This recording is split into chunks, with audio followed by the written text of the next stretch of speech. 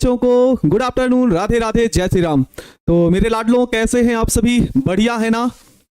तो चलिए भाई, क्लास शुरू हो चुकी है, तो मेरे सभी प्यारे बच्चे क्लास से जुड़ जाएं और फिर उसके बाद प्यारे बच्चे हम अपनी क्लास को कंटिन्यू करते हैं। तो एक बार सभी प्यारे बच्चे बताएंगे कि आप लोग सब कैसे हैं और आपकी पढ़ाई कैसे चल रही है। आपको जो क्वेश्चन दिए जा रहे हैं, आपको जो क्वेश्चन पढ़ाए जा रहे हैं, उन क्वेश्चन का रिवीजन भी कर लेते हैं कि बस भाई पढ़ के ही छोड़ देते हैं। रिवीजन बहुत बड़ी बात है प्यारे बच्चे, रिवीजन आप अच्छे तरीके से करिए। हर क्वेश्चन को ध्यान रखिए कि जो क्वेश्चन आपको बताया जाए तो उन प्रश्नों को अच्छे तरीके से आप रिवीजन के तौर पर जरूर देखें, है ना। आगे बढ़ते हुए चले जाए, पीछे एकदम से खत्म होता हुआ चला जाए, ये भी नहीं है। आपको अपने सिलेबस को कंटिन्यू रखना है, बढ़िया तरीके से समझते हुए हर क्वेश्चन को याद करते हुए चलना है। और ये भी आपको कोशिश करना है कि आपको हर एक क्वेश्चन जो आपको बताया जाए उनको लिख कर प्रैक्टिस करना है। समझ में आया ना? आपको ये ध्यान रखना है प्यारे बच्चों, ठीक ना। इस बात को आपको ध्यान रखना है भैया।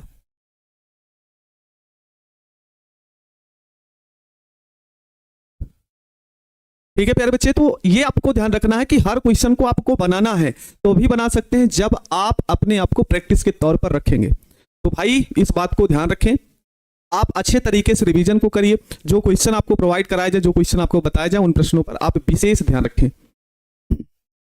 ऑब्जेक्टिव को आप जितना बार, जैसे आपको क्लासें मिल रही है ऑब्जेक्टिव की, तो ऑब्जेक्टिव के क्लासें आप जितनी बार देख पाए उतनी बार देखें। जिससे क्या होगा कि प्रश्न आपकी नजरों के सामने आता रहेगा और वो आपके ऑप्शन याद होते हुए रहेंगे। ठीक है, ऑब्जेक्टिव याद करने का तरीका सिर्फ यही है। तो जो भी समस्याएं होंगी प्यारे बच्चे, ये चैप्टर खत्म होने के बाद हम चर्चा कर लेंगे, क्योंकि आज हमको इस चैप्टर को खत्म करना है। आगे हमारे 2 चैप्टर हैं जो छोटे छोटे हैं, तो उनको मुश्किल से 2 से 3 दिनों में हम कवर कर लेंगे, ठीक ना। 2 से 3 दिन में कवर कर लेंगे और फिर हमको फिर से मेहनत करना है। और ऑब्जेक्टिव क्वेश्चन हो, चाहे सब्जेक्टिव क्वेश्चन हो, चाहे लॉन्ग क्वेश्चन की बात करें, वो सारे के सारे हम आपको प्रोवाइड कराएंगे। बस मेरे साथ जुड़े रहिए, विश्वास के साथ पढ़ते हुए चलो, ठीक ना। टाइम नहीं मिलता तो टाइम का मैनेजमेंट बनाइए, टाइम को बढ़ाओ। कैसे आपको मैनेज करना है वो आपकी जिम्मेदारी है, ठीक ना। वो आपकी जिम्मेदारी बनती है कि आप कैसे पढ़ाई कर पाते हो। सुबह उठकर पढ़ाई करते हो कि रात में पढ़ाई कर ले, तो वो आपके ऊपर है प्यारे बच्चे, ठीक है। इस पर हम बातें करते रहेंगे। हाँ भाई, जो इलो मोस्टर क्या पूछ रहे हैं भाई, कहाँ चला गया? अभी हम आपको उसको बताते हैं। अब क्लास को शुरू किया जाए, ठीक ना। ठीक है गौरव कुमार, कमेंट आपके देख लिए हैं, अभी उसको हम बता देंगे, आप परेशान मत होइए। आगे हम बढ़ते हैं भाई, ठीक है ना। तो चले क्लास को शुरू किया जाए। तो एक बार सभी प्यारे बच्चे बताएं कि आप सभी कैसे हैं।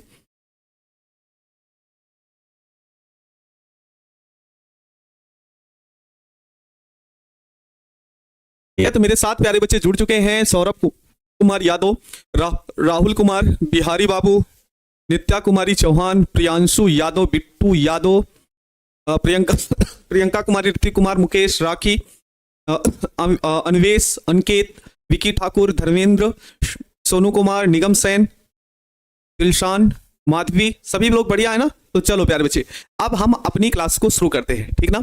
अब हम अपनी क्लास को भाई क्या करते हैं, शुरू करते हैं। तो मेरे प्यारे बच्चों, कल हमने आपको एक टॉपिक बताया था कि भाई हम कल इस टॉपिक पर चर्चा करेंगे, जिसका नाम था पेप्टाइड बंध। क्या था? एमिनो अम्ल की चर्चा कर लिए थे, जिसमें हमने एमिनो अम्ल पढ़ा था। एमिनो अम्ल में आवश्यक एमिनो अम्ल और अनावश्यक एमिनो अम्ल पढ़े थे।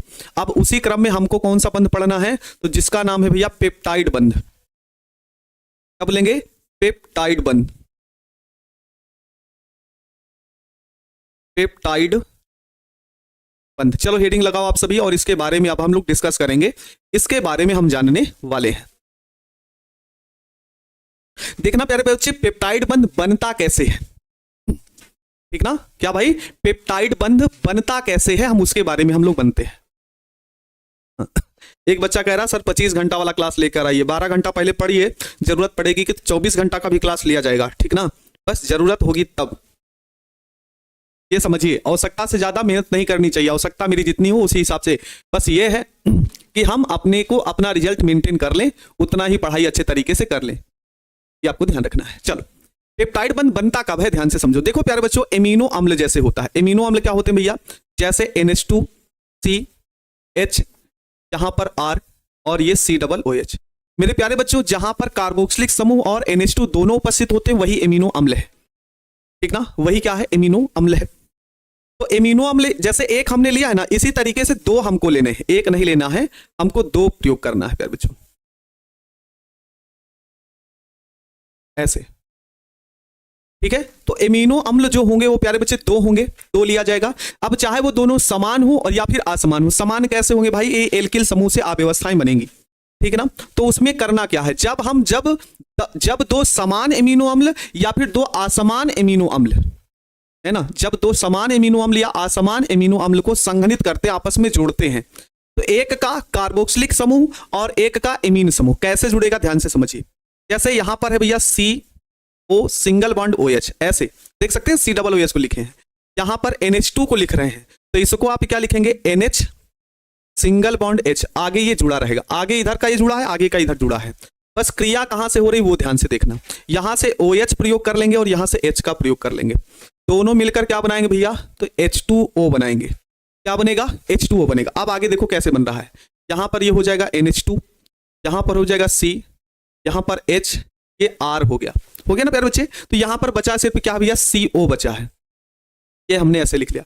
एकल बॉन्ड से NH जाकर जुड़ रहा है, यहां पर हो गया NH, हो गया ना, बाकी शेष यहां पर H, यहां पर R और ये आपका हो गया COOH। क्या मेरे प्यारे बच्चों पेप्टाइड बंध पता चल गया। तो यहां पर बनता है एक एमाइड बंध, एक प्रकार का कैसा बॉन्ड है भाई, तो एमाइड बंध है, और इसी एमाइड बंध को हम कौन सा बॉन्ड बोलते हैं, तो बोलते हैं पेप्टाइड बंध।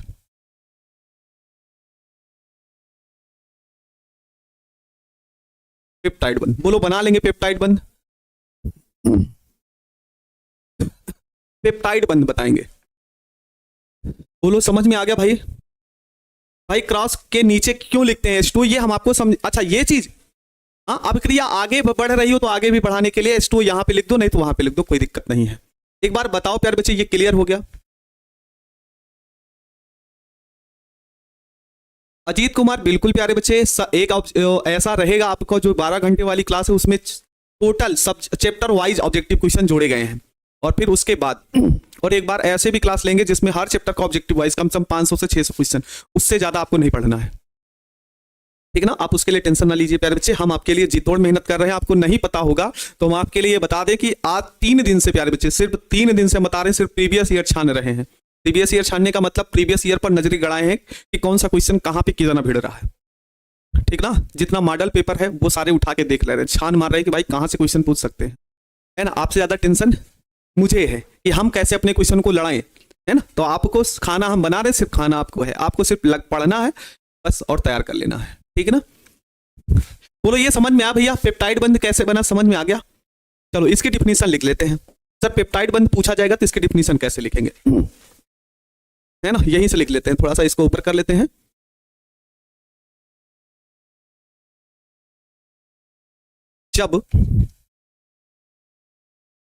जब दो समान या असमान एमिनो अम्ल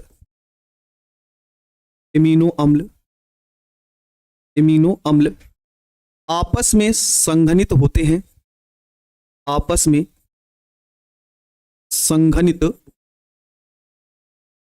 होते हैं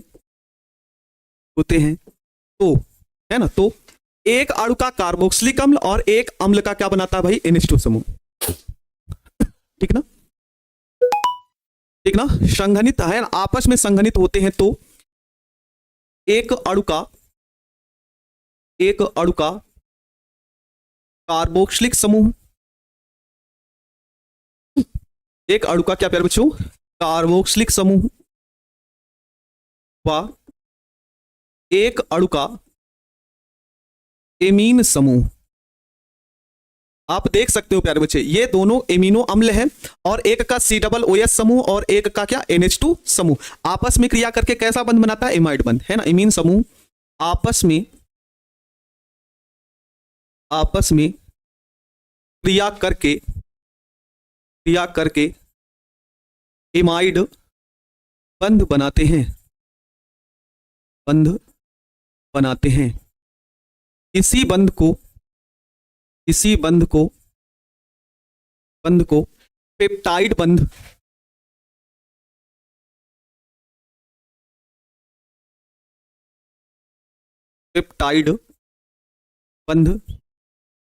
व उत्पाद, जो प्यारे बच्चे उत्पाद बनता है उसे क्या बोलते हैं, व उत्पाद पेप्टाइड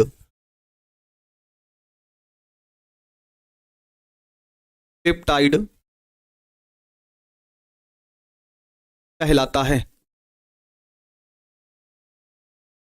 ना। पेप्टाइड में थोड़ा सा मिस्टेक है, पेप्टाइड में जो हेडिंग लिखे हो थोड़ा सा मिस्टेक है। क्या है भाई? पेप्टाइड ऐसे लिखा जाएगा, पेप्टाइड बंध।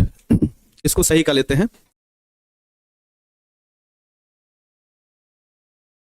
पेप्टाइड ऐसे लिखा जाएगा। और कहां पे गड़बड़ किए हैं? नहीं, अब सही है। बोलेंगे क्लियर है प्यारे बच्चों? यहां पर सर H2N नहीं ले सकते हैं क्या भाई अनमेश? H2N चाहे बात करें चाहे NH2, लिखने का तरीका प्यारे बच्चों NH2 होता है। बोल आप उसी को रहे, हम भी वही को बोल रहे हैं, ठीक ना? तो इस बात को ध्यान रखना आप लोग। बोलो ये क्लियर हो गया आप सभी को? बोलेंगे सभी लोग को ये क्लियर हो गया पॉइंट भाई? अब किसी को कोई दिक्कत तो नहीं होनी चाहिए, जल्दी से बताएंगे आप सभी।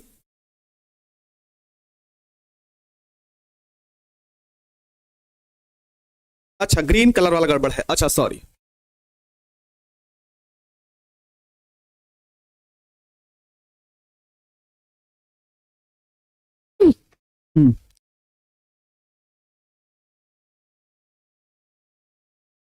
अब बोलो क्लियर है ये डिफिनीशन की नहीं? याद हो गया भाई? हाँ याद हो गया ना मेरे भाई? याद हो गया ना सबको? सर अभी क्या पढ़ें, क्या नहीं समझ नहीं आ रहा है? अच्छा भाई ठीक है, उस पर भी चर्चा करते हैं हम आपसे। 1 मिनट रुके रहिए, उस पर भी हम चर्चा करेंगे। चर्चा करना बहुत जरूरी होता है, आप लोगों से बातें करना जरूरी ये होता है जिससे आपकी समस्याओं का निदान हो सके। तो अभी हम आपसे बातें करेंगे लेकिन क्लास के बाद, अगर आप रुके रहेंगे तब। चलो अगला पॉइंट क्या है प्यारे बच्चों? प्रोटीन। अगला पॉइंट क्या है प्यारे बच्चे? 2 से ज्यादा नहीं ले सकते हैं, ठीक ना? 2 से ज्यादा ले सकते, कोई दिक्कत ना, बंद ही तो बनाना है। हाँ पूरा लिखेंगे भाई। अगला पॉइंट क्या है प्यारे बच्चों? प्रोटीन क्या होते हैं, है ना? प्रोटीन क्या होते हैं? तो प्रोटीन,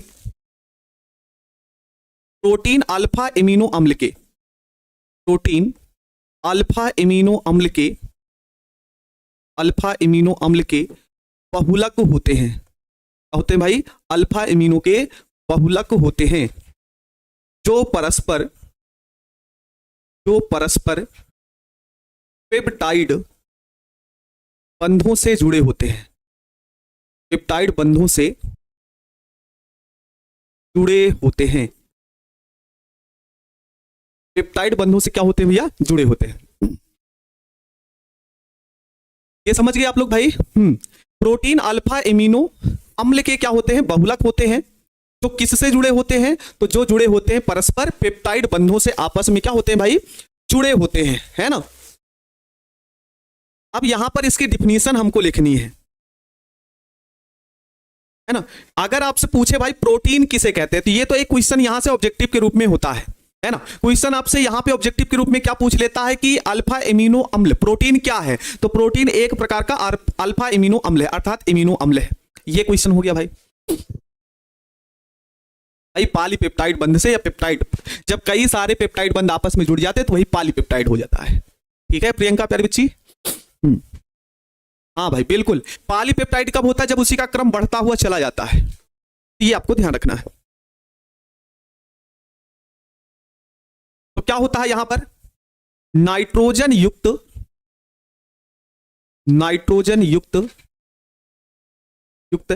ऐसे जटिल कार्बनिक यौगिक, जटिल नाइट्रोजन युक्त ऐसे जटिल कार्बनिक यौगिक जो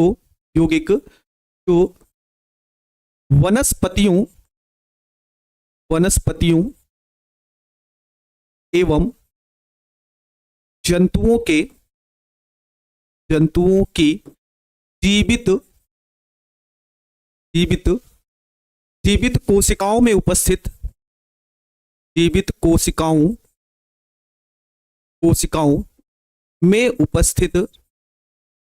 में उपस्थित प्रोटोप्लाज्म,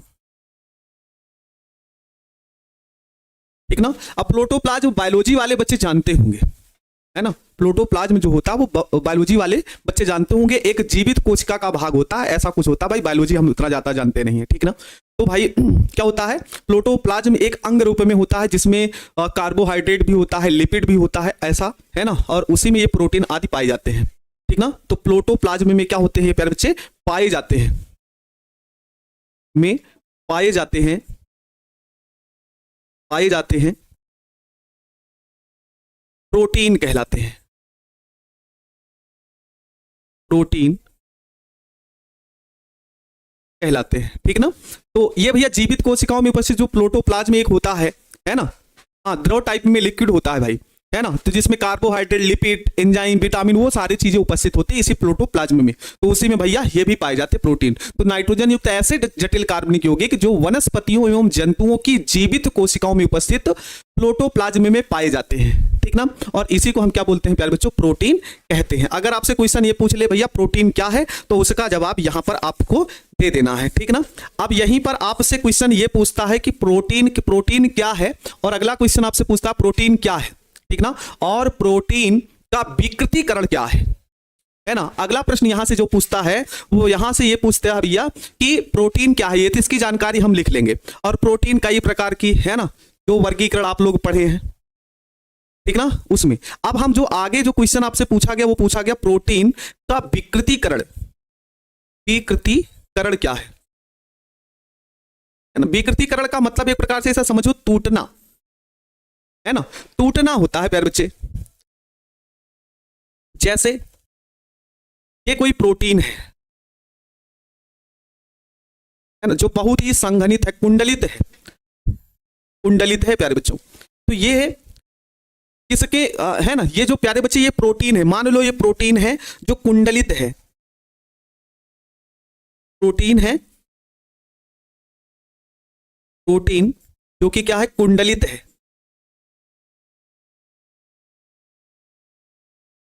कुंडलित घूमी हुई है, कुंडलित नुमा है।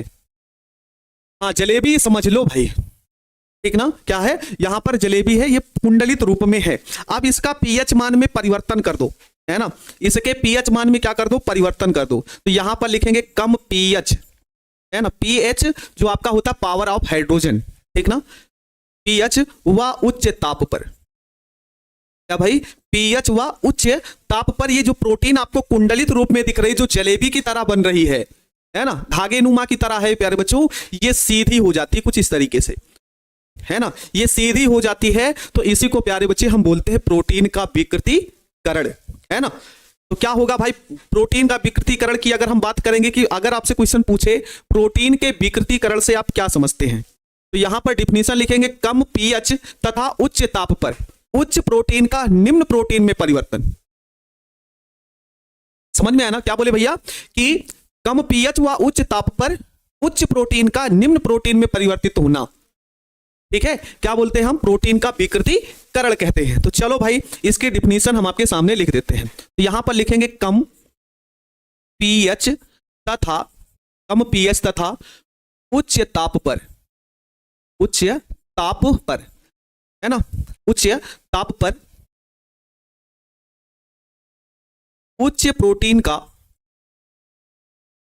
उच्च ताप पर या अधिक ताप पर, थोड़ा उच्च उच्च साथे में आ रहा है इसलिए थोड़ा सा इस लाइन को बदल दो, कम पीएच हुआ तथा अधिक ताप पर, ये सही हो जाएगा, अधिक ताप पर उच्च प्रोटीन का निम्न प्रोटीन में रूपांतरण, निम्न प्रोटीन में क्या भैया, रूपांतरण या बदलना, रूपांतरण क्या कहलाता है, प्रोटीन का विकृतीकरण कहलाता है, प्रोटीन का विकृतीकरण कहलाता है,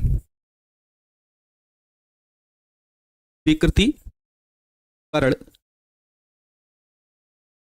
बोलो प्यारे बच्चे समझ में आया। हाँ सर प्रोटीन होता है ना कि प्रोटीन, अब भैया प्रोटीन ही तो लिखे हैं भाई, ये देखो ना, मिल्क एंड कार्ड, हाँ बिल्कुल भाई, ये दूध की मान लो ऐसे प्रोटीन है, इसको बदल जाए दही के रूप में बदल जाए सरल में, ठीक ना, ये मान लो दूध की संरचना है प्रोटीन की, और जब इसको उच्च ताप और कम पीएच पर गर्म करते तो दही रूप में बदल जाता है। अच्छा ये चीज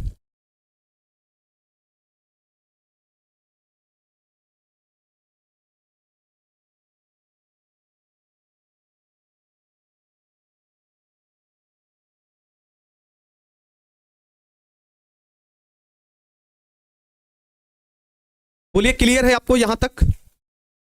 अब प्रोटीन सही है भाई। बोलेंगे अब सही है, क्लियर है यहां तक आप सभी को?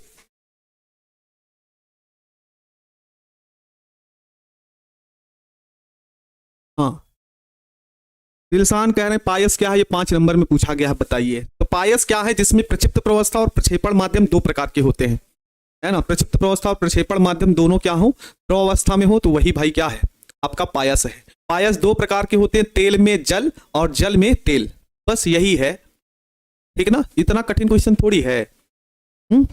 बोलो भाई, ये जवाब लिख लेंगे। अच्छा, ये प्रोटीन का विकृतीकरण होता क्या है? तो भैया यहां पर एक पॉइंट याद रख लेना, ये जो विकृतीकरण होता है ऑब्जेक्टिव में ये पूछ सकता है, नोट में लिख लेना, याद रखे रहना। ये जो परिवर्तन होता है, तो ये हाइड्रोजन बंध की अव्यवस्था में परिवर्तन, है ना। हाइड्रोजन बंध की व्यवस्था में परिवर्तन जब होता है, व्यवस्था में क्या होता है, परिवर्तन, ठीक ना। हाइड्रोजन बंध की जो व्यवस्था होती है उसमें अनियमितता आती है, परिवर्तन होता, ठीक ना। इसी कारण ये अव्यवस्था हो जाती है और बदल जाता है भाई।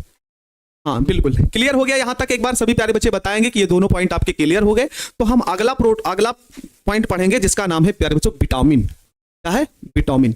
चलिए अब हम विटामिन की चर्चा करते हैं भाई। यहां पर इसकी चर्चा करेंगे, विटामिन की।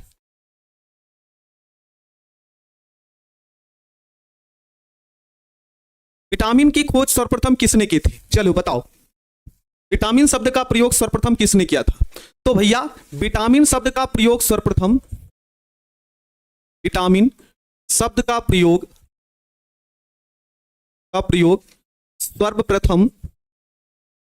सर्वप्रथम एक वैज्ञानिक थे, फंक ने 1912 में किया था, 1912 में किया था, ठीक ना। अगर आपसे ऐसा भी क्वेश्चन पूछ ले, हाँ विवेक सर ने किया था, अच्छा है ना। नहीं अभी याद रख लेना भाई, विवेक सर ने नहीं किया था, विवेक सर से पढ़ा ही रहे हैं, ठीक ना। जो विटामिन का नाम दिए थे वैज्ञानिक फंक ने दे दिए थे, नहीं तो भूल से ऑप्शन में विवेक सर नाम आ गया और टिक मार के चले आए आप, विवेक सर ने किया था, तब तो गलत हो जाएगा। तो इसलिए आप याद रखेंगे कि विटामिन शब्द की खोज सर्वप्रथम किसने की थी? तो प्यारे बच्चों फंक ने 1912 में की थी। अच्छा, ये विटामिन होते क्या हैं, है ना, विटामिन होते क्या हैं?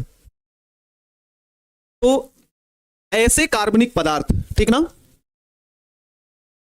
ऐसे कार्बनिक पदार्थ,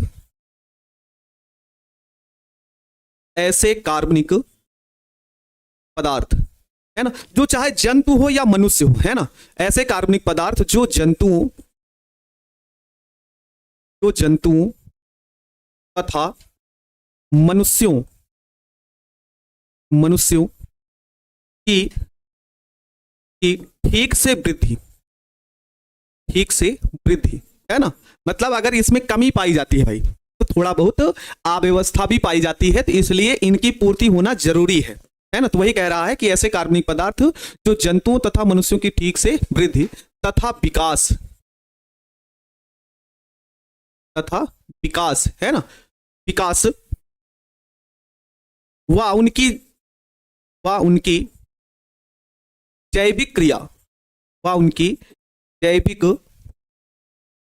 के लिए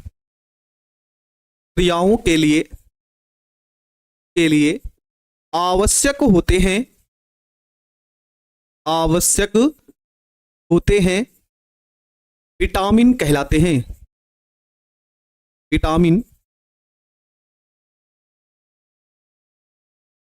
हैं। वृद्धि तथा विकास के लिए क्या होते हैं भाई?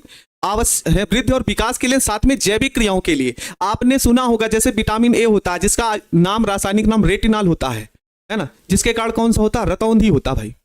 जिसके कारण कौन सा रोग उत्पन्न हो जाता है? रतौंधी रोग उत्पन्न हो जाता है, समझ रहे ना। तो इसी प्रकार से तमाम, जैसे विटामिन ए है जो जनन क्षमता में कमी आ जाती है, विटामिन सी है जिसके स्कर्वी रोग हो जाता है ना, तो इसकी कमी से अनेकों प्रकार के शरीर में विकार उत्पन्न हो जाते हैं। तो भैया ऐसे कार्बनिक पदार्थ जो जंतुओं तथा मनुष्यों की ठीक से वृद्धि, विकास तथा उनकी जैविक क्रियाओं के लिए क्या होते हैं? आवश्यक होते हैं, उसी आपको क्या बोलते हैं? विटामिन कहते हैं, ठीक ना। क्या कहलाते हैं भैया? विटामिन कहलाते हैं। अच्छा मेरे प्यारे बच्चों, एक बात और बताते हैं, है ना। आपसे कहा जाए विटामिन कितने प्रकार के होते हैं, विटामिन को कितने भागों में बांटा गया है, तो लिख देना विटामिन को 2 भागों में बांटा गया है। विटामिन को दो भागों में बांटा गया है, दो भागों में बांटा गया है, बांटा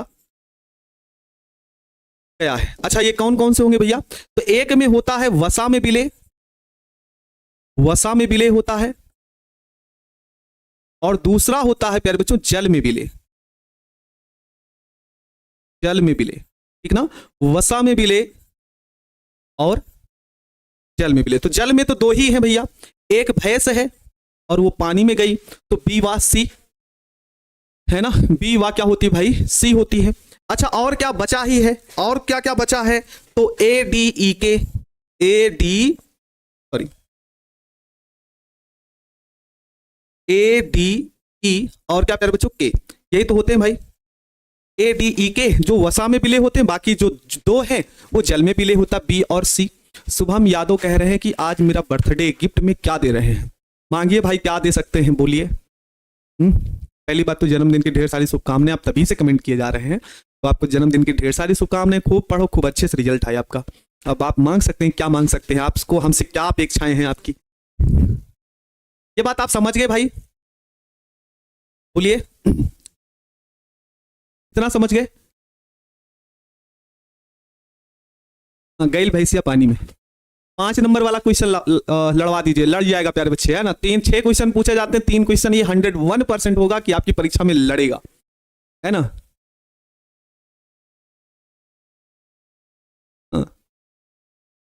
समझ में आ गया ना? इस बात को याद रखिएगा। 6 क्वेश्चन है तो उसमें 3 क्वेश्चन आप बहुत शानदार तरीके से लॉन्ग क्वेश्चन भी बना लोगे। सब्जेक्टिव क्वेश्चन 20 है तो 10 उसमें बना लोगे, ठीक ना।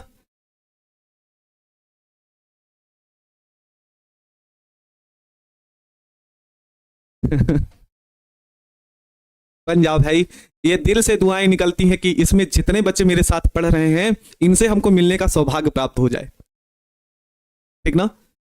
गारंटी है प्यारे बच्चे, है ना, कि मिलेगा क्वेश्चन। आप ये आपको हम नहीं बता सकते हैं कि हम कितना ज्यादा मतलब एक्साइटेड रहते हैं कि क्वेश्चन को भिड़ जाए, है ना। हमेशा किताब लेकर बैठ जाते हैं। अभी क्लास खाली होगी ना तो आराम से जाके बैठ जाएंगे, फिर अपने रूम में बैठेंगे, क्वेश्चन का रिसर्च करते रहते हैं, हाँ कैसे क्वेश्चन पूछा जा सकता है। तो उसके लिए परेशान ना हो कि अगर हम मेहनत कर रहे हैं तो अपने विश्वास के साथ काम कर रहे हैं, है ना। अपने आराध्य को मान करके जब भी बैठते हैं, आराध्य को यही मानते हैं कि चलिए मेरा ही तो हो या ना हो, लेकिन मेरे बच्चों का हो जाए। यहां से छुट्टी पाएंगे तो सीधे किताब हाथों में होगी, लिखते ही रहते हैं। जितना ज्यादा प्रैक्टिस होगा उतना ज्यादा, है ना, तो अच्छे तरीके से रिजल्ट आएगा। इसी बात से हम भी विश्वास अपने ऊपर रखे हैं, आप भी विश्वास रखो। बस, और उससे ज्यादा बहुत ज्यादा पढ़ाई नहीं करना है ना, तो बहुत ज्यादा हमको कुछ बोलना है। बस आप मेरे साथ जुड़े रहो, अच्छे से पढ़ाई करते रहो, आपको अच्छा रिजल्ट ला के हम दिखाएंगे। उसके लिए चाहे जितना भी करना पड़े, समझिए ना।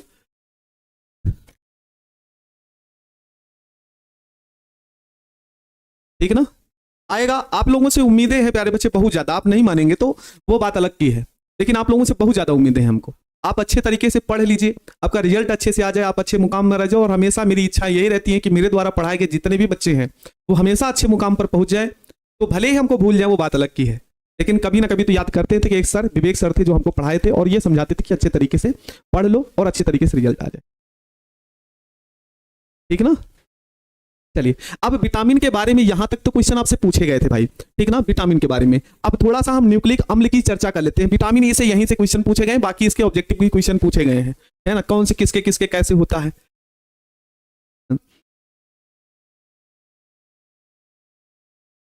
ठीक है, नहीं डरना नहीं है भाई, है ना, डरना नहीं है। बस आपको जो क्वेश्चन बताते चले उस पर आप फोकस करते हुए चलो बस, ठीक ना, डरना नहीं है। चलो अगली हेडिंग प्यारे बच्चे क्या होगा? न्यूक्लिक अम्ल। आज इस चैप्टर को समाप्त भी करना है, इस बात को ध्यान रखिएगा भाई, है ना। लीजिए, न्यूक्लिक अम्ल आ गया भाई।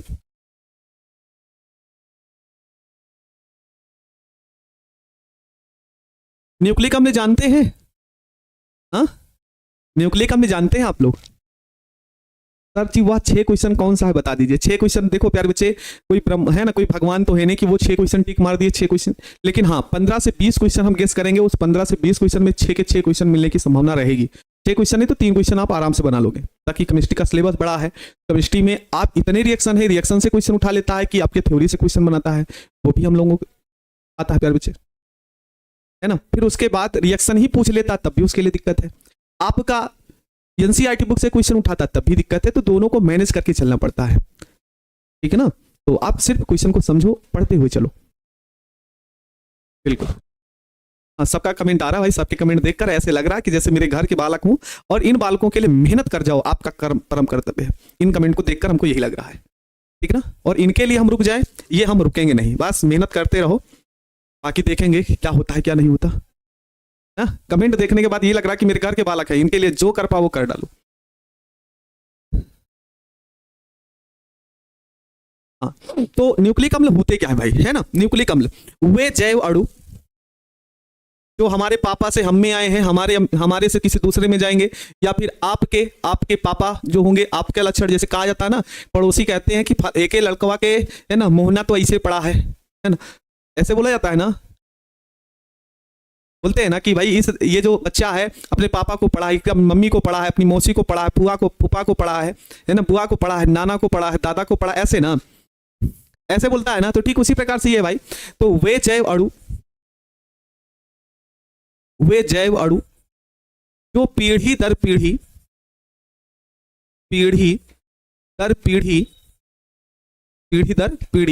सजीवों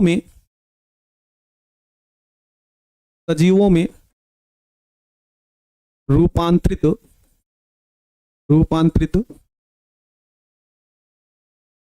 होते रहते हैं,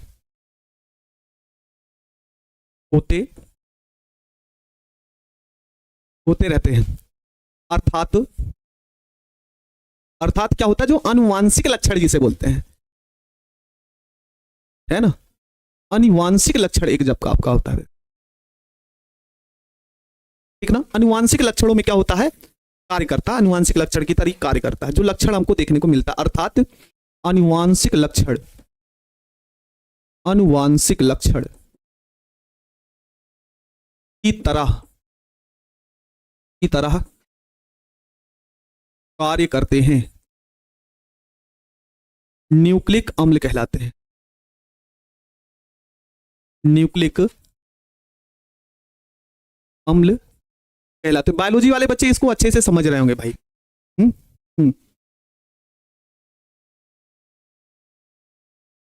हाँ ठीक है चलो इसके ये क्लियर कर लो भाई। वे जैव अणु जो पीढ़ी दर पीढ़ी सजीवों में रूपांतरित होते रहते हैं, अर्थात आनुवांशिक लक्षण की तरह कार्य करते हैं ना। आनुवांशिक लक्षण वही बताए प्यारे बच्चे, जैसे पापा के लक्षण, जैसे मेरे जो लक्षण होंगे कुछ ना कुछ पापा में देखने को मिलते हैं। मतलब पापा से कुछ ना कुछ लक्षण हमको मिले होंगे, मम्मी से हमको मिले होंगे कुछ लक्षण, मेरे भैया से कुछ मिले होंगे, मेरी दीदी से कुछ ना कुछ मिले होंगे, ठीक ना। तो वही होता है प्यारे बच्चों, क्या आनुवांशिक लक्षण की तरीके से कार्य करते हैं, ठीक ना। ये कितने प्रकार के होते हैं, तो ये 2 प्रकार के होते हैं, ये 2 प्रकार के होते हैं। एक होता है प्यारे बच्चों डीएनए और एक होता है आरएनए। चलो आप बताओ डीएनए का पूरा नाम क्या होता है और आरएनए का क्या नाम होता है। डीएनए क्या होता है और प्यारे बच्चे आरएनए क्या होता है। साफिया हैदर, थैंक यू प्यारे बच्चे। सब्जेक्टिव कितना कम से कम कितना लाना पड़ेगा, सब्जेक्टिव में कितना लाना पड़ेगा भाई। 10 क्वेश्चन है, 10 तो पूरा बना लो। अच्छा सर, अंतिम क्लास के दिन आपसे एक सवाल है, प्लीज बता दीजिएगा। अभी पूछ लो, बता देंगे भाई, है ना। डीएनए का पूरा नाम क्या होगा, तो इसे बोलेंगे डीऑक्सी राइबो न्यूक्लिक अम्ल। क्या बोलेंगे, डीऑक्सी राइबो न्यूक्लिक अम्ल, डीऑक्सी राइबो न्यूक्लिक अम्ल। और एक होता है जो आपका राइबो न्यूक्लिक अम्ल, राइबो न्यूक्लिक अम्ल, ठीक है।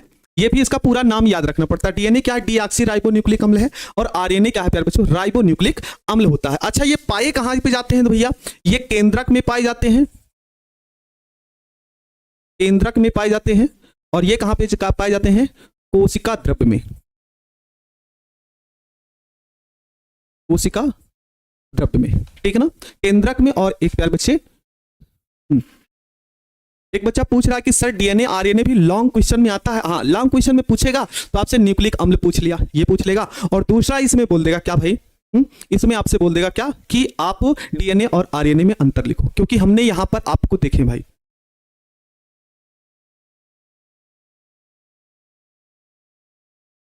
राइबोस न्यूक्लिक अम्ल और राइबोस, हाँ वही है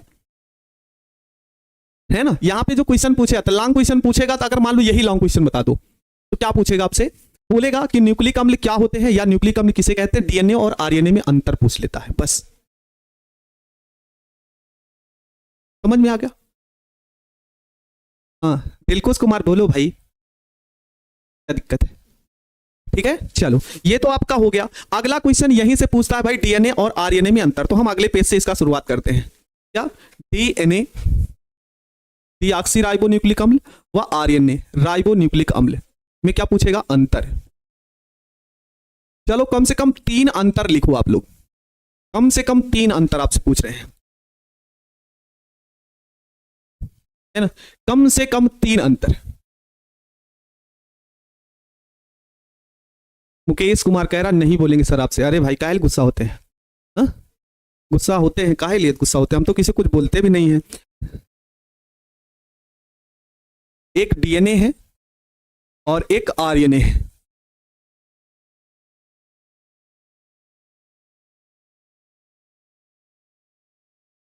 ठीक है ना, डीएनए है और एक प्यारे बच्चों क्या है?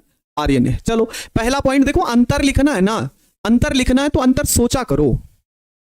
हाँ, अंतर सोचा करो कि क्या लिख सकते हैं भाई हम लोग, है ना, सोचा करो क्या हम लिख सकते हैं। देखो पहला तो फुल फॉर्म इसका लिख दो, है ना, फुल फॉर्म लिख दो। क्या भाई फुल फॉर्म होगा इसका?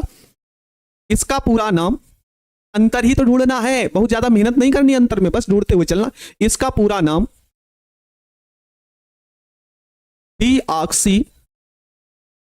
डीऑक्सी राइबोन्यूक्लिक अम्ल, राइबोन्यूक्लिक अम्ल होता है, ठीक है। अच्छा इसका पूरा नाम क्या होता है? इसका पूरा नाम होता है, इसका पूरा नाम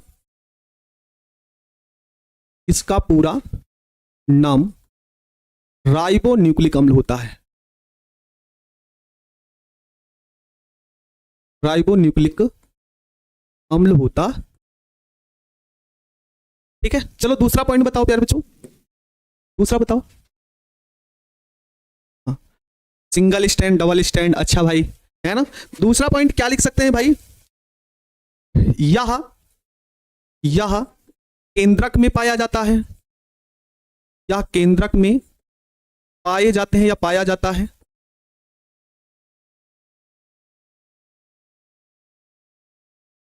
और यहां पे क्या होगा? यह कोशिका द्रव्य में पाए जाते हैं, या कोशिका द्रव्य में पाए जाते हैं। आसान आसान लिखो, बहुत कठिन नहीं लिखना है, हमको उन्हीं पॉइंटों को सिलेक्ट करना है जो हमको याद हो जाए, ठीक ना। तो ये कहां पे पाए जाते हैं? केंद्रक में पाए जाते हैं। और वो कहां पे पाए जाते हैं? केंद्र कोशिका द्रव्य में पाए जाते हैं।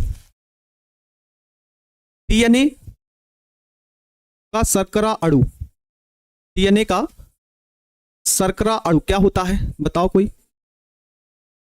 शर्करा अणु डीऑक्सीराइबोस होता है, डीऑक्सीराइबोस होता है, डीऑक्सीराइबोस होता है ना। और आरएनए में सिर्फ और सिर्फ क्या होता है भाई? राइबोस होता है। तो यहां पर तीसरा पॉइंट यही लिखेंगे, आरएनए का शर्करा अणु, आरएनए का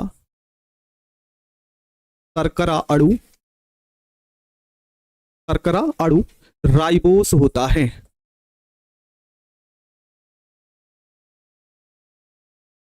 राइबोस होता है। एक पॉइंट और लिख लेते, कम से कम 4 पॉइंट तो भाई जरूरी ही होता है ना। इसमें क्या होता है? क्षारक, इसमें क्षारक, इसमें क्षारक कौन कौन से होते हैं?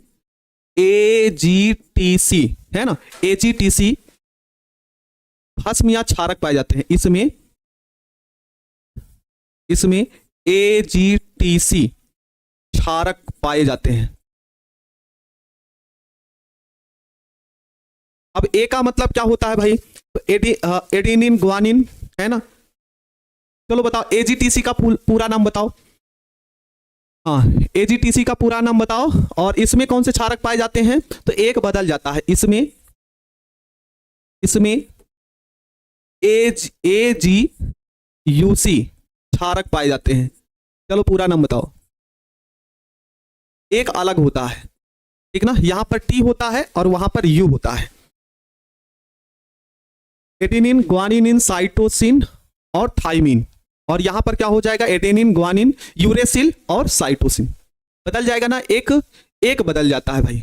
हाँ, यूरेसिल अलग होता है बस, इसमें यूरेसिल अलग हो जाता है, बाकी इसमें थाइमिन अलग होगा और इसमें यूरेसिल अलग होगा। बाकी सभी के सभी क्या होते हैं प्यारे बच्चों? समान रूप से होते हैं। बस 4 पॉइंट। अगला पॉइंट लिखना होगा, तो ये बहुकुंडलित होते, मतलब द्विकुंडलित होता है, ये एकल कुंडलित होते हैं। ऐसे भी लिख सकते हैं आप, ये द्विकुंडलित होते हैं। ये क्या होते हैं? द्विकुंडलित संरचना है, द्विकुंडलित संरचना। और यहां पर प्यारे बच्चों क्या हो जाएगा? एकल कुंडलित संरचना।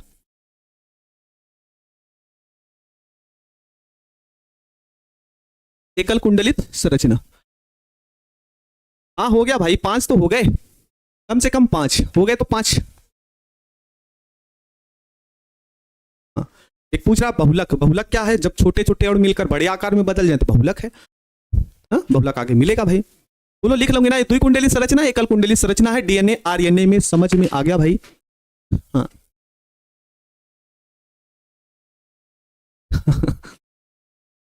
ठीक है।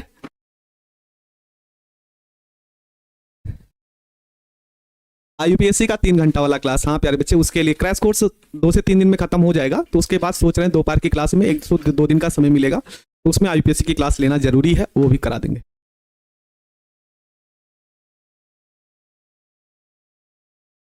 बोलो प्यारे बच्चे, ये क्लियर हो गया?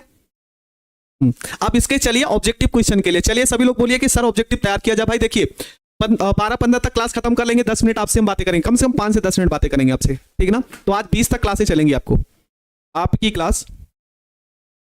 एक कह रहा है कि आपको ज्यादा क्वेश्चन ना प्यारे बच्चे, बहुत ज्यादा, मतलब बहुत सोच समझ के आए हैं। और आज व्रत भी है ना, आज मंगलवार का व्रत भी है। तो प्यारे बच्चे, अगर हम भूखे, अगर नहीं हंसते रहेंगे, बहुत ज्यादा गुस्सैल टाइप में, बहुत ज्यादा थके से महसूस होंगे, तब भी एनर्जी और भी डाउन होगी और फिर हम काम कर नहीं पाएंगे। समझ रहे हैं ना? हाँ, 12:59 हो चुका है, नहीं अभी टाइम बाकी है। चलो पहले प्रश्न का जवाब आप देंगे।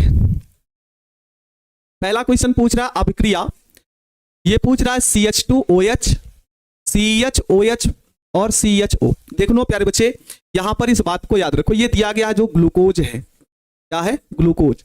तो ग्लूकोज में क्या क्या उपस्थित होता है वो भी हम आपको बता दे रहे हैं। एक होता है एल्डिहाइड ग्रुप, है ना, होता है 2 डिग्री एल्कोहल, और एक होता है प्यारे बच्चों प्राथमिक एल्कोहल,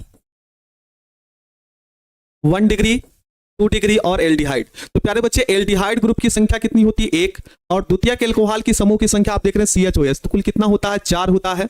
और OH समूह की संख्या कुल कितनी होती है? तो प्यारे बच्चों 1 होती है, 1, ठीक है ना। तो ये भी आपको याद रखना है। समझ गए आप लोग? तो प्यारे बच्चे, आपसे पूछ रहा है कि ये अभिक्रिया, देखो यहां पर HI अभिक्रिया है और उत्पाद में क्या बनेगा। तो मेरे प्यारे बच्चों, एक बात आपको याद बताते हैं, है ना, आपको इस बात को ध्यान रखना है कि जो ग्लूकोज है HI की उपस्थिति में अभिक्रिया कराई जाती है, तो ये सिद्ध होता है, इससे सिद्ध होता है कि ग्लूकोज एक लंबी श्रृंखला वाला यौगिक है, अर्थात इसमें सरल श्रृंखला बनाई जाती है, तो यन हेक्सेन बनाता है। याद रख लेना कि ग्लूकोज हो और यहां पर HI दे हो तो हेक्सेन बनेगा। समझ गए ना? तो चलो भाई, पहले प्रश्न का जवाब तो आप सभी दे दिए हैं। रिमोट कहां चला गया है? चलिए रिमोट से हम अगला प्रश्न लाते हैं भाई, है ना, ये रिमोट काम करना बंद कर दिया है।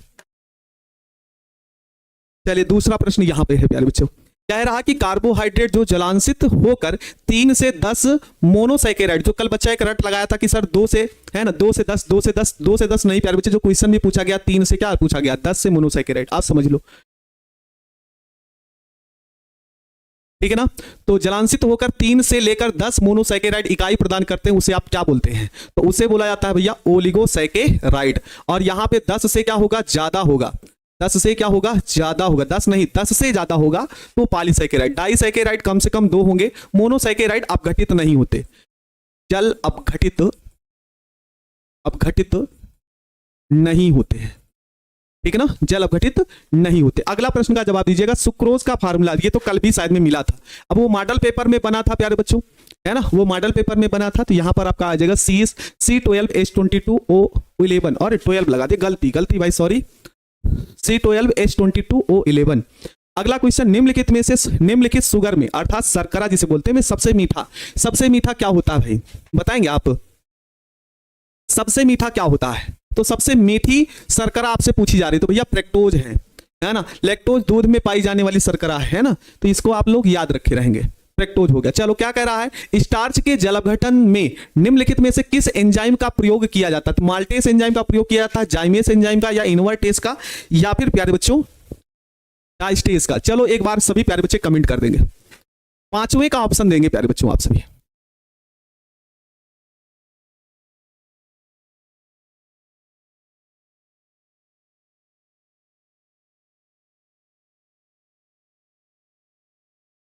हाँ, ऑप्शन नंबर देखते हैं इसका क्या होने वाला है। 5 का सी कुछ कह रहे हैं, 5 का कोई ए कह रहा है कि डी कह रहा है। एकदम राइट आंसर बताते हैं, ताकि इसमें कंफ्यूजन बहुत बच्चों को ज्यादा होता है। चलो बता दो।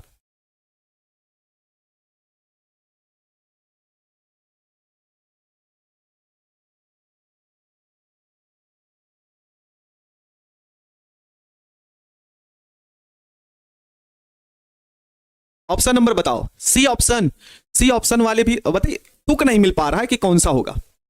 हाँ, जल्दी से बता दीजिए कौन सा एंजाइम होगा। ऑप्शन नंबर ए कौन सा भैया, माल्टेस एंजाइम होगा?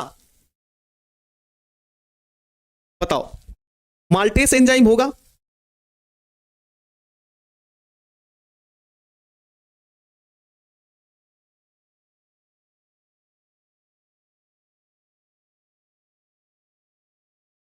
सी होगा? इस प्रश्न में थोड़ा सा हमको भी डाउट लग रहा है भाई, माल्टेस होगा, माल्टेज ही होगा, सही है ना। एक बार चेक कर लीजिएगा इस प्रश्न को, ठीक है। हाँ, अगला क्वेश्चन, गन्ने की चीनी के जल अपघटन से निम्नलिखित में से क्या मिलता है ना। हाँ, माल्टेज होगा ना, हाँ बिल्कुल। गन्ने की चीनी के जल अपघटन से निम्नलिखित में से क्या मिलता है? अगर हम C12H22O11 को अगर आप जल अपघटित करते हो तो क्या बनता है? सिर्फ ग्लूकोज बनेगा ना भाई, ग्लूकोज माल्टोज नहीं बनेगा, ग्लूकोज और क्या बनता है, फ्रक्टोज बनता है। क्या बनता है? ग्लूकोज और फ्रक्टोज बनेगा प्यारे बच्चे, ठीक है। चलिए अगला क्वेश्चन नंबर 7 आप देखेंगे, निम्नलिखित में से कौन कार्बोहाइड्रेट प्रकृति में प्रचुर मात्रा में पाया जाता है? मतलब कार्बोहाइड्रेट की मात्रा सर्वाधिक होती है, ग्लूकोज की नहीं, फ्रक्टोज की नहीं, स्टार्च। तो कौन सा भैया? सेलुलोज होता है, और कोशिका भी तो इसी की बनी होती है, ठीक है ना। अगला क्वेश्चन क्या कह रहा है, निम्नलिखित में से कौन डाइसैकेराइड दूध में उपस्थित होता है? मतलब आपसे क्वेश्चन ये पूछ रहा है कि दूध में उपस्थित शर्करा क्या होती है। तो दूध में उपस्थित शर्करा कौन सी होती है भैया? लैक्टोज होती है, ठीक है। अगला प्रश्न क्या कर रहा है, निम्नलिखित में से कीटोहेक्सोज, आपको कल ही हमने चर्चा की थी कि कीटोहेक्सोज जिसमें सीओ समूह उपस्थित होता है, तो सीओ किसमें होता है? फ्रक्टोज में। इसमें फ्रक्टोज में कीटो समूह उपस्थित होता है, इसलिए कीटोहेक्सोज होता है ना। चलिए क्वेश्चन नंबर 10 का जवाब दीजिएगा। ज्विटर आयन बनाने में सामर्थ्य कौन सा है? तो ज्विटर आयन बनाने में सामर्थ्य देखो भाई, NH2 जिसमें हो और जिसमें COOH हो, है ना। NH2 हो और COOH जिसमें हो, तो वही दोनों मिलकर क्या बनाएंगे? ज्विटर आयन, है ना, जिसे एमिनो अम्ल के नाम से भी जानते हैं, NH2CH2COOH होगा।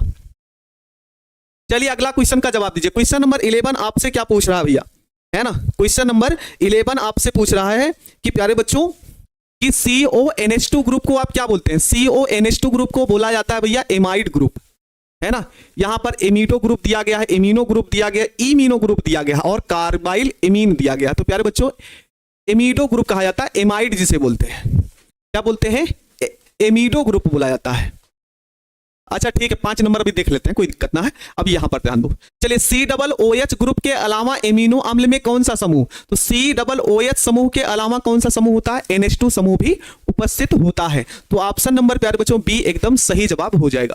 एंजाइम क्या है? तो कार्बोहाइड्रेट है? नहीं। लिपिड है? नहीं। इनमें से कोई नहीं। नहीं भैया, तो एंजाइम एक प्रकार के क्या होते हैं भाई? प्रोटीन होते हैं।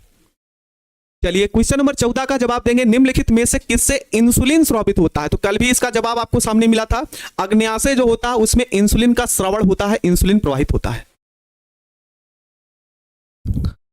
अगला क्वेश्चन आपके सामने है क्या प्यारे बच्चों? प्रोटीन की अल्फा हेलिक्स संरचना निम्नलिखित में से किसके द्वारा अस्थायी होती है? तो प्रोटीन का जो अस्थायित्व होता है प्यारे बच्चों, वो किसके कारण होता है, वही आपसे यहां पर जवाब पूछ रहा है। तो चलो बताओ भाई। हाँ चलिए, इसका जवाब आप सभी देंगे।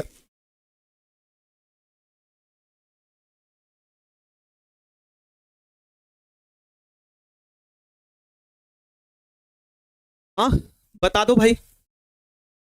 प्रोटीन का अल्फा जो हेलिकल संरचना होती है, हेलिक्स संरचना बोलते हैं, है ना, उसी की बात कर रहा है। किसके द्वारा? तो भैया उसमें हाइड्रोजन बंध होता है और हाइड्रोजन बंध के कारण अस्थायित्व होते हैं, और जब अव्यवस्था होती है तो उसी के कारण ये आपका विकृतीकरण होता है। 15 एस्कार्बिक अम्ल है, क्या है? विटामिन है, एंजाइम है, प्रोटीन है, या एमिनो अम्ल है? तो ना भैया, एस्कार्बिक अम्ल एक प्रकार का विटामिन है, वो भी है विटामिन सी। ठीक है ना, क्या है? Vitamin C. चलिए क्वेश्चन नंबर 17 का जवाब आप देंगे। कह रहा है विटामिन ए का रासायनिक नाम निम्नलिखित में से कौन सा है ना? 21 और 23 में पूछा गया है, तो इंपॉर्टेंट बन सकता है, इस बात को ध्यान रखिएगा। विटामिन ए का रासायनिक नाम क्या होता है? तो विटामिन ए का नाम रेटिनॉल होता है। बोलो भाई। 17 का ऑप्शन नंबर प्यारे बच्चों क्या होगा? रेटिनॉल एकदम सही जवाब हो जाएगा। चलो 18 का जवाब दो। मानव शरीर नहीं उत्पन्न करता, कल ये वाला भी प्रश्न आपको मिला था। तो मानव जो शरीर होता है भैया, विटामिन की पूर्ति के लिए बाहर से इसको ग्रहण करना पड़ता है। तो ये जो विटामिन होता है, इसी का संश्लेषण मानव शरीर नहीं करता है। क्वेश्चन नंबर 19, विटामिन सी क्या है ना? विटामिन सी है एस्कार्बिक अम्ल है, नियोटिक्निक अम्ल है, साइटिक अम्ल है, या टाइट्रिक अम्ल है? तो भैया जो विटामिन सी है वह एक क्या है? एस्कॉर्बिक अम्ल है। क्वेश्चन नंबर 20 का जवाब आप देंगे, निम्नलिखित में से किसमें कोबाल्ट धातु उपस्थित है? अगर आप इसको बुक में पढ़िएगा तो इसका ऑप्शन गलत दिया गया है। तो कोबाल्ट धातु किसमें उपस्थित होती है? विटामिन B12 में, है ना। किताब में अगर आप जाइएगा, अभी एक बच्चा कह रहा किताब में ये दिया गया, किताब में वो दिया गया, तो हीमोग्लोबिन की चर्चा किया है किताब में कोबाल्ट धातु को, तो इस बात को ध्यान रखिएगा, है ना। तो विटामिन B12 होता है कोबाल्ट धातु में, कोबाल्ट धातु विटामिन B12 में उपस्थित होती है। अगला क्वेश्चन, निम्नलिखित में से किस जैव अणु का Mg एक प्रमुख संगठक है? तो भैया Mg धातु किसमें पाई जाती है? तो क्लोरोफिल, जिसे आप पर्णहरिम बोलते हैं। क्या बोलते हैं? पर्णहरिम बोलते हैं। 23 का जवाब आप देंगे, कौन सा विटामिन जल में घुलनशील है, अर्थात जल में आसानी से घुल जाता है? तो घुलने वाला विटामिन BC, है ना, BC भैंस, है ना। चलो 23 का जवाब देंगे, विटामिन ई की कमी से होने वाला रोग कौन सा है? विटामिन ई की कमी से होने वाला क्या होता है भैया? जनन क्षमता में कमी आ जाती है ना, जिसे बांझपन भी बोल सकते हैं। समझ रहे ना? विटामिन ई की कमी से होने वाला रोग कौन सा होता है? तो जनन क्षमता में कमी, जिसे आप बांझपन बोलते हैं, संतान उत्पन्न ना होना, उसकी ऐसा कुछ होगा भाई, बायोलॉजी वाले अच्छे तरीके जानते होंगे। चलो लास्ट प्रश्न का जवाब देंगे, विटामिन जो खून को स्कंदित होने में मुख्य भूमिका निभाता है, चलो इसका जवाब दे दो। इनमें कौन सा ऐसा विटामिन है जो मुख्य भूमिका निभाता है भाई?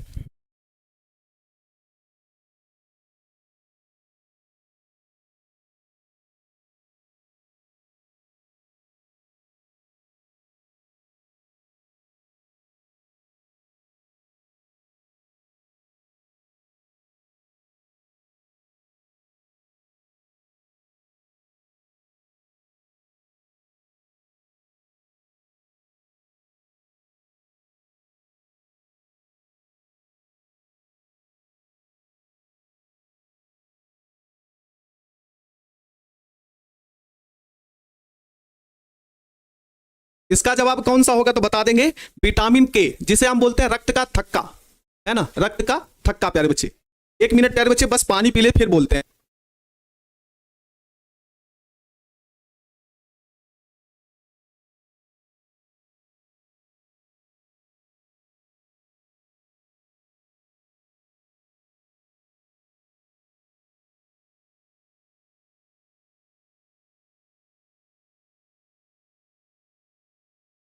चलिए प्यारे बच्चों, ये कुल 24 प्रश्न ही लिए थे इसमें, है ना, 24 प्रश्न।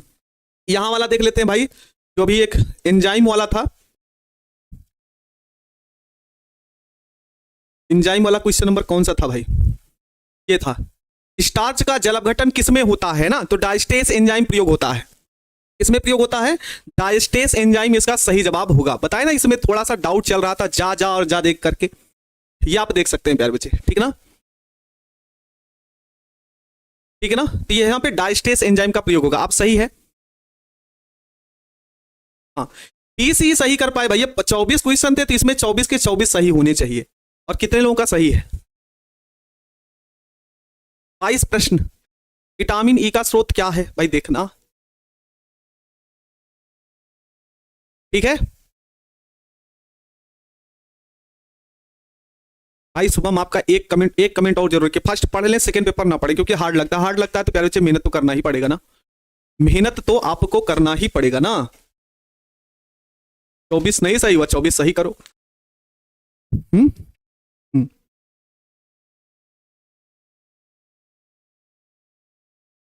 ठीक है, तो शाम वाली क्लास में प्यारे बच्चे आज 20 सब्जेक्टिव क्वेश्चन लिए हैं, जो कि एनसीईआरटी बुक और आपके प्रीवियस ईयर से संबंधित है, दोनों से लेकर, ठीक है ना। अब आप लोग कुछ अपनी बातें रख सकते हैं भाई। मेरा कहने का मगर उद्देश्य यही है प्यारे बच्चों कि आप लोग अच्छे तरीके से रिवीजन पर ध्यान दीजिए। आपको जो भी क्वेश्चन पढ़ने हो उनको पहले ही डिसाइड कर लीजिए, शाम को पढ़ने से पहले। पढ़ने का तरीका यही है, अगर आप अच्छे तरीके से देखेंगे कि हमको हमारा रिजल्ट मेंटेन हो, बढ़िया तरीके से हम पढ़ पाए, तो उसका तरीका यही है कि आप भाई शाम को जब भी पढ़ने बैठो, चाहे जो सब्जेक्ट हो, चाहे वो हिंदी हो, चाहे इंग्लिश हो, चाहे आपका फिजिक्स हो, चाहे केमिस्ट्री हो, या मैथ या बायोलॉजी हो, ठीक ना। अगर आपको क्वेश्चन ये सारे पढ़ने हैं प्यारे बच्चों, तो आप लोग काम करो कि पहले से क्वेश्चन डिसाइड कर लो कि शाम को हमको यही क्वेश्चन पढ़ने, उसके अलावा और कोई क्वेश्चन नहीं पढ़ने। ठीक, इससे क्या होगा कि जब भी आप पढ़ने बैठोगे आपको तुरंत क्वेश्चन मिल जाएगा कि हमको यही पढ़ना है। काफी बच्चे क्या होते हैं कि जब भी पढ़ने बैठते हैं तो क्वेश्चन को ढूंढते हैं कि हमको कहां से शुरुआत करें, कहां से। ताकि एक बच्चे का अभी समस्या दिख रहा था, है ना, अभी एक बच्चे ने पूछा कि सर कुछ नहीं समझ में आ रहा, हम कहां से शुरुआत करें, कहां से नहीं। तो उनके लिए सबसे बढ़िया, चाहे जो भी बच्चे हों, उनके लिए सबसे अच्छा तरीका यही है कि आप पहले से क्वेश्चन सिलेक्ट कर लो कि हमको आज शाम को यही पढ़ना है, इसके अलावा और कोई क्वेश्चन नहीं पढ़ना है, ठीक है ना। तभी आपको क्लियर होगा भाई, ठीक है। सब्जेक्टिव क्वेश्चन का एक ही सॉल्यूशन है, अगर आपको वीडियो प्रोवाइड हो रहे हैं तो वीडियो को जितनी बार आप देख सकते हैं भाई, नहीं है तो आप नहीं नॉर्मल वीडियो में तो उसकी स्पीड बढ़ा के देख लो। जो 1 घंटे का क्लास चल रहा है मुश्किल से 20 से 25 मिनट में क्लियर हो जाएगा, वहां से आपको ध्यान देना है, ठीक है ना। हाँ, और अपनी थोड़ी एनर्जी को बढ़ाने की कोशिश करिए, खान पान पर भी ध्यान दीजिए, और सुबह, है ना, सुबह जल्दी से उठने की कोशिश किया करिए, 7-8 बजे तक नहीं, थोड़ा सा पढ़ने के टाइम में व्यायाम बहुत ज्यादा जरूरी होता है ना, व्यायाम भी जरूरी होता है, तो थोड़ा सा उस पर भी ध्यान दें आप, ठीक है। और मेरा जो क्लास है प्यारे बच्चे, हम सोच रहे हैं कि बहुलक को एक ही दिन में खत्म करेंगे, ताकि उसके पैनल पीडीएफ भी थोड़ा सा यूज कर लेंगे, कुछ जो इंपॉर्टेंट बहुलक होंगे हम उन्हीं पर चर्चा करेंगे, ठीक है। और फिर दैनिक जीवन में रसायन का भी बहुत ज्यादा लंबा वीडियो ना लेकर के हम एक ही क्लास में खत्म कर लेंगे, 2 ही क्लासें आपकी होंगी और उन 2 क्लासों में हम इसको समाप्त कर लेंगे, ठीक है ना। रिएक्शन का भी क्लास, आप उसके लिए परेशान ना हो प्यारे बच्चे, वो सारी चीजें दिमाग में हैं कि हम आपके लिए हर तरीके से क्वेश्चन, और जिनको अभी भी नहीं समझ में आ रहा है या जिनको समझ में भी आ रहा है क्या पढ़ना है कि नहीं पढ़ना, रिवीजन करना है, तो आप पहले से क्वेश्चन सिलेक्ट कर लिया करिए, ठीक है ना। शाम को क्वेश्चन सिलेक्ट कर लिया करो, अच्छे तरीके से पढ़ाई करो प्यारे बच्चे, ठीक है ना। तो क्लास कैसा लगा प्यारे बच्चे आप लोग जरूर बताएं। और प्यारे बच्चे आज आप लोगों से विनम्र निवेदन है कि शाम वाली क्लास में भाई ज्यादा से ज्यादा लोग जुड़े, है ना। रिकॉर्ड तोड़ना है तो मेहनत भी कर रहे हैं, तो आप लोगों के सपोर्ट और प्यार की जरूरत है, तो एक बार सपोर्ट और प्यार दिखाओ प्यारे बच्चे, आगे बढ़े, कुछ नया रिकॉर्ड बने, अच्छे तरीके से आगे बढ़ा जाए, ठीक है ना। और क्लास कैसा लगा प्यारे बच्चे आप लोग जरूर बनाएं, जरूर बताइएगा, और मिलते हैं शाम वाली क्लास में। तब तक के लिए मेरे सभी प्यारे बच्चों को जय हिंद, वंदे मातरम।